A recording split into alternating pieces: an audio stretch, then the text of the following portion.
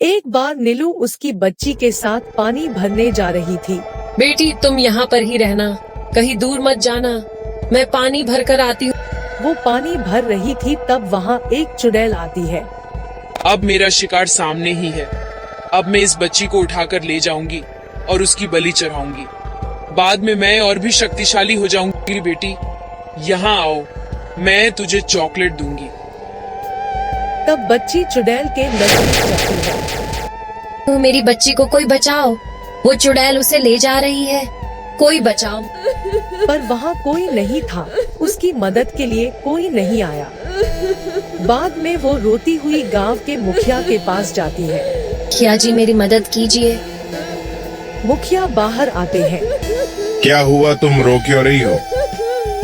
ये मैं पानी भरने तालाब गई थी और वहाँ से एक चुड़ैल मेरी बच्ची को उठा के ले गई। न जाने वो चुड़ैल मेरी बच्ची को कहाँ उठा कर ले गई। मेरी बच्ची कहाँ होगी और वो सुरक्षित होगी कि नहीं। मेरी बच्ची को वापस ला दो, मेरी मदद करो। नीलू, तुम परेशान ना हो और रो मत।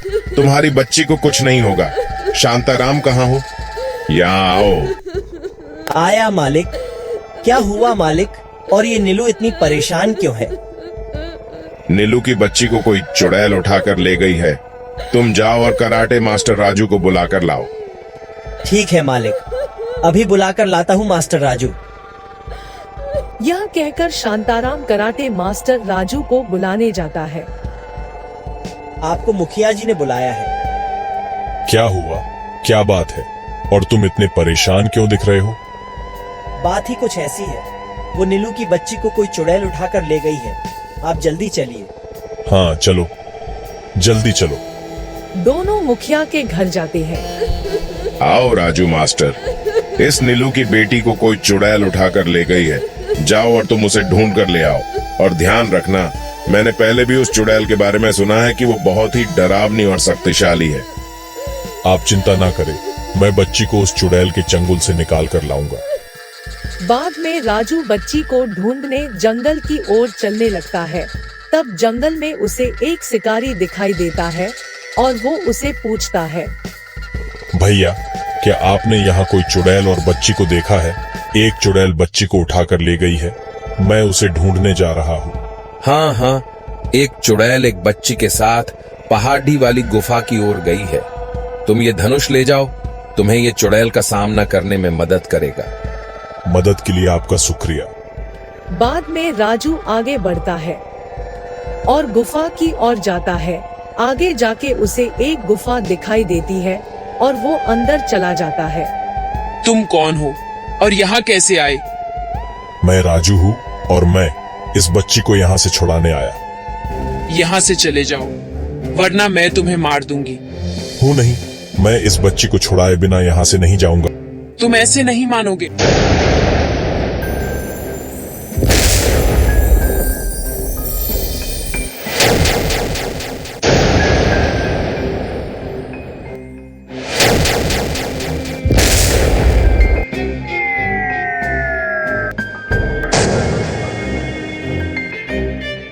चुड़ैल राजू को गुफा के बाहर जंगल में फेंक देती है।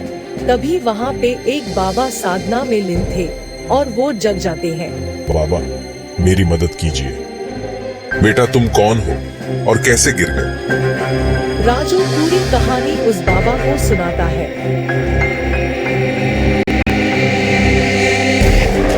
बाबा उनकी आंखें बंद करते हैं और उनको एक दिया दिखाई देता है।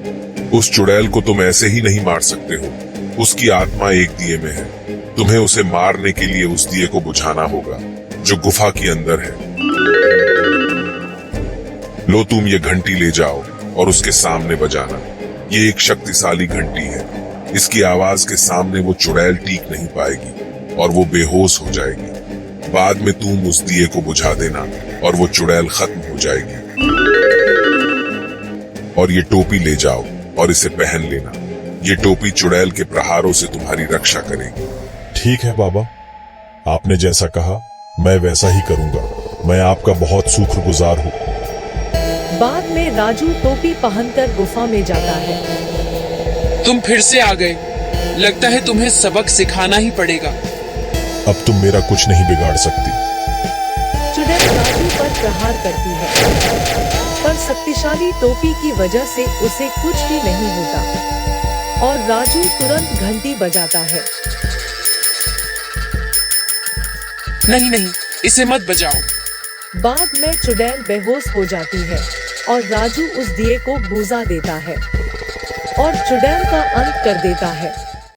बाद में राजू उस बच्ची को लेकर गांव आता है और बच्ची को उसकी माँ को सौंप देता है।